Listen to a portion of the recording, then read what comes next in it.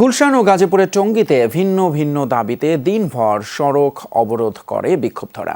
ভোগান্তিতে পড়ে ঢাকা, টঙ্গী, গাজীপুরের যাত্রীরা। বিভিন্ন দাবিতে কয়েক দফায় সড়ক অবরোধ করেছে শ্রমিকরা, ভাঙচুর করে যানবাহন। মালিকপক্ষ আর আইন শৃঙ্খলা রক্ষা বাহিনীর সদস্যরা কাজে ফেরাতে পারেনি কর্মীদের। অন্যদিকে বেসরকারি একটি প্রতিষ্ঠানের অনিয়মের অভিযোগে বিকেলে গুলশান মোড় অবরুদ্ধ করে রাখে ভুক্তভোগীরা। আর এতে ভয়াবহ যানজটের কবলে পড়ে গুলশান, বনানী, বাড্ডা সহ পুরো এলাকা। শ্রীলঙ্কা আবারও রপ্তানিতে শীর্ষে।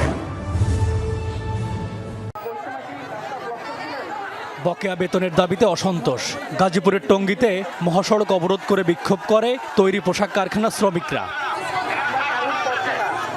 সোমবার সকালে টঙ্গী ও ঢাকা ময়মনসিংহ মহাসড়কে অবরোধ করে ওই এলাকার শ্রমিকরা।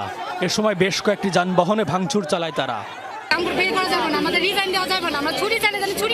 যদি বলা হয় যে অসুস্থ, তাহলে অনেক খারাপ ব্যবহার করে, গালাগালি করে, স্টাফের ব্যবহার খুবই খারাপ। মাঠে নামে আশুলিয়া শিল্পাঞ্চলের কয়েকটি কারখানার শ্রমিকরাও মাসিক 25,000 টাকা বেতন ও 15% বেতন বৃদ্ধির দাবিতে বিক্ষোভ করে তারা।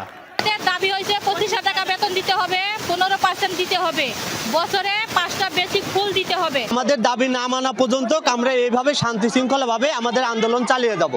দিনভর দফায় দফায় বিভিন্ন সড়ক অবরোধের কারণে চরম ভোগান্তি পোহাতে হয় যাত্রীদের। দূর দূরান্তের যাত্রীরা পড়েন চরম বিপাকে। বাসায় যেতে পারতেছি না, 6 ঘন্টা মহাখাল চলাইছি। টঙ্গী নিউ মার্কেট যাইবো সেটা যাইতে পারতাছি না, প্রায় 1 ঘন্টার উপরে ধরে এখানে দাঁড়ানো আছি, খুব অবস্থা খারাপ। এদিকে রাজধানীর গুলশান মোড় অবরোধ করে একদল শিক্ষার্থীরা। তাদের অভিযোগ, বিএসবি ফাউন্ডেশন নামের একটি প্রতিষ্ঠান তাদের সাথে প্রতারণা করেছে। এতে কয়েক ঘন্টা বন্ধ থাকে ওই এলাকার যান চলাচল। প্রত্যেকের কাছে 15 লাখ 20 লাখ টাকা করে নিয়েছে, 55 লাখ 60 লাখ টাকাও এক একজনের কাছ থেকে নিয়েছে। উনি আমার থেকে 14 লাখ টাকা কন্ট্যাক্ট নিয়েছে, আমাকে পাঠাবে 100%।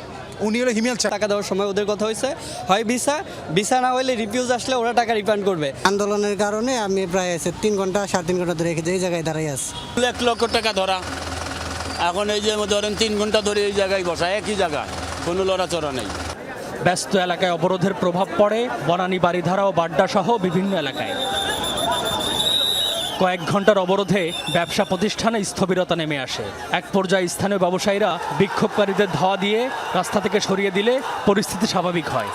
পুলিশ, সেনাবাহিনীর সামনে ছাত্র, বাবা, গার্জিয়ান সবাইকে মেরে গেল। এরা কারা আমরা জানতে চাই। আমাদের সর্বস্ব এখানে দিয়ে দিয়েছে, আমার সাথে ফ্রড হয়েছে ভাই, আমরা স্ক্যামের শিকার।